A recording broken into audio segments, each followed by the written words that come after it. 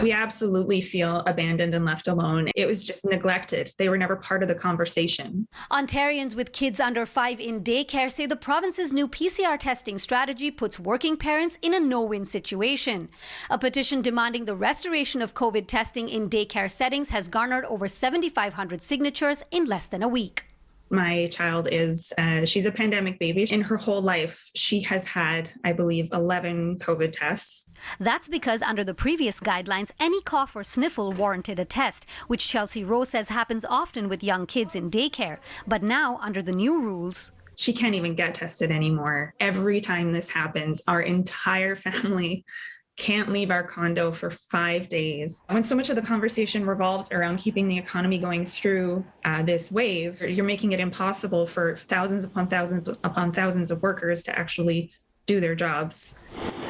Frustrated with the testing restrictions, Chelsea wrote to Premier Ford and made the letter available as a template on a Toronto parenting Facebook group. That inspired another Toronto mom to turn it into a petition. Aurelia Engstrom and her partner Owen Harris were among the thousands who signed it, hoping to get the attention of the province. It's a complete abdication of their responsibility to actually provide a safe place for our kids to go.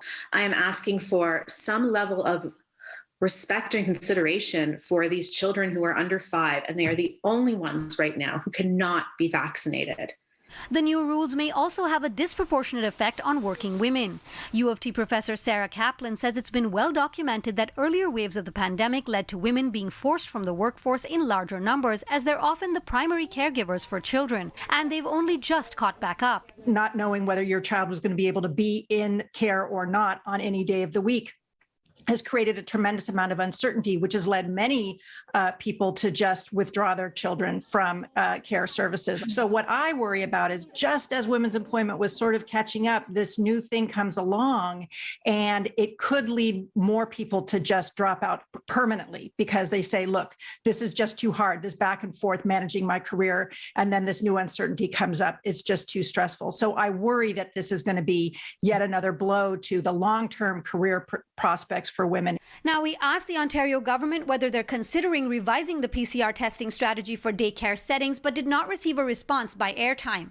We'll keep this story updated on our website, citynews.ca. For City News, I'm Dilshad Burman.